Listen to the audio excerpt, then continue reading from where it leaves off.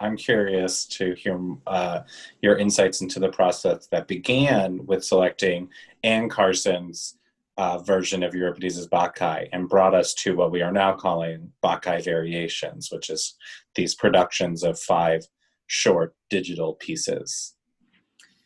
Yeah, well, as you know, season selection is a strange and twisty process, and ours is particularly strange and twisty because there's so many constituents involved in it, from faculty, staff, graduate student reps. We're considering a variety of audiences, our university audiences, our Augustine and Culture Seminar audiences on campus in particular, our external subscribers and potential external ticket buyers from off campus. So we're trying to fuse together so many different imperatives, so many gods to serve, shall we say, in the process of season selection. Bakkhai seemed like a great choice to start. James Imes was a leader in that because he really likes the play and was interested in exploring that. And something seemed really apt about opening a brand new theater complex by looking back to ancient Greece where theater began. That seemed kind of poetic. We looked at a variety of different translations of it, including by Charles Nee, Brandon Jacobs Jenkins. I'm trying to think of some of the other ones we might have looked at. Anne Carson's rose to the surface pretty fast because it's splendid. Its particular approach to the play, its examination of gender identity and sexuality, its use of language, since Anne Carson is a poet. So that rose to the surface fast. And I don't think you asked about the vagaries of how we're producing this, but is that coming up? Because we thought we were going to do it in a theater. It's part, the how is definitely part of the what. So yeah, you can get into it. Yeah, well, so our plan all along was to have this be the first production in the Courtyard Theater of the Mullins Center, our default setting in the new theater. But the pandemic had other plans. And so as we began to consider options, the idea of potentially producing outdoors arose. I'm sure when I talk about all the different ways that this process evolved and were innovated, James has always been at the forefront of that because he's a wonderfully outside the box thinker. And also because that he's now one of the co-artistic directors at the Wilma Theater.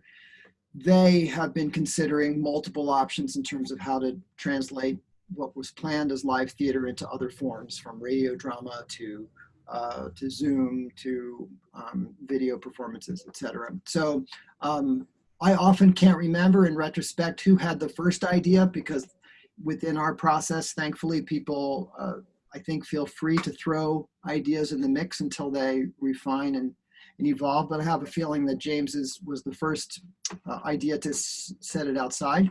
And we thought, well, great, Greek theater was outside. It was masked. That sounds good. We can socially distance audiences. Let's begin exploring an outdoor production.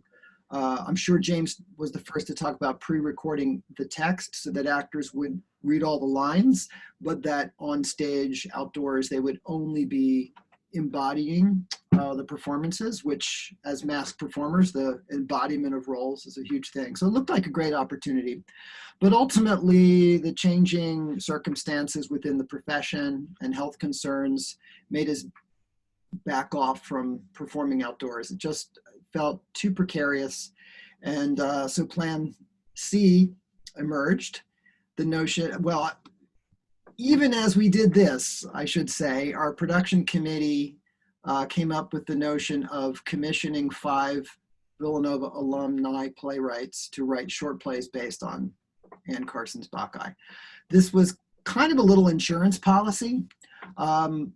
In the event that we can't fully produce Bakkhai in some form, we'll at least have these short plays. Maybe we'll post them online as scripts. Maybe we'll do Zoom readings of them. Maybe we'll find a way to present them outdoors. Maybe we'll find a way to produce them. That seemed like a long shot. This is one of the few instances in my life where the purchasing of insurance seemed like a really great idea in retrospect. Most of the time I'm like, why did I have to buy that insurance? This was the best insurance policy we ever bought because, as it happens, We wound up abandoning the other avenues in terms of producing Bakkhai, and our 5 plays came back fantastic. I was just thrilled to read them. All 5 of the playwrights had been playwriting students of mine, sometimes going on to do special studies or thesis projects. So I'm a big fan of all of them already, but when they turned in their scripts, one of the thoughts that I had about all of them was that they had all raised the bar in terms of their own writing and really exceeded the work that I'd seen them do before in many respects. So we were thrilled with the outcome of that, and it became apparent really fast, like that we should promote those works from this, the notion of just scripts or reading to the project itself. We're not accustomed to making theater in a digital way. We're really good at making live theater. So this was brand new terrain, and our ace in the hole, or at least we hoped our ace in the hole, was Hezekiah Lewis, a professor of communication at Villanova, an award-winning filmmaker in his own right, and a former MA in theater from Villanova. So he's really family to us. We approached him. He was excited by the project and game to dive right in. And really, it's when we have a big room production meeting now with lots of experts in live theater, when we get into the questions of how do we shoot this, how do we light this, how does this work on film, all heads virtually turn to Hezekiah to kind of say, can we do this? What's this going to cost? Is this safe? How can we arrange it? So I feel like we lucked out a lot in that respect. And I couldn't be more excited about the teams we're assembling, which include, in addition to James, who's directing 2 of the 5 pieces, 3 outside directors, Ty Verley, Kat Ramirez, and Malika Uyetimin, who are taking on the other plays. So it's a wonderful hybridization or cross-pollination with on-campus talent and bringing in outside artists who are going to really energize our students and make something good. Lovely. And in terms of that energy, I'm curious to hear what has already excited you about this uncharted realm of digital theater, and what are you still unsure about? What are you hoping to learn more about? Yeah, well, I'm excited mostly because we're still on the cutting edge. We have seen early experimentation across the field internationally and in the United States about, what can people pull off digitally? What's disappointing? What feels like, an insufficient version of live theater or bad film, versus what feels like it's uniquely well suited to this form and doesn't feel like a fallback position at all, but feels well served by it. So I still feel like we're in the early stages of that. And the fact that we can be among those experimenting with it is exciting for us as an institution. I think it's exciting for grad students who, our theater grad students, are understandably really anxious about getting a master's degree for a field that currently doesn't exist very much. So arming everyone with the experience of trying to crack the puzzle and say, how do we make this art form in a new world? That's the most exciting part. I recognize that that's kind of a big, broad, general thing. I think bringing in the outside artists for me has been really exciting because their perspectives just energize the way we do things.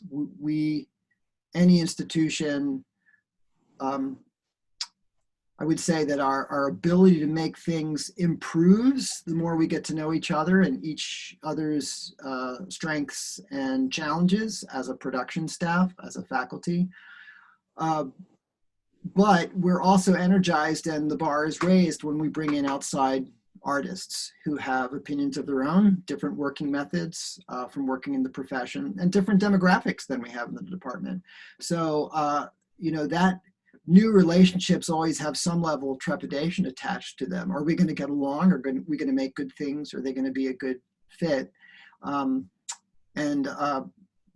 That's like an uncertain new dating experience. But I think the benefits are great, and I've been really excited to be in meetings with all of the outside directors as well as the playwrights that we know now really well, to just see what's possible and what's important. Yeah, I look forward to seeing what's possible too. Thanks so much, Michael. I really appreciate it. You're welcome, Zach. On we go. On we go.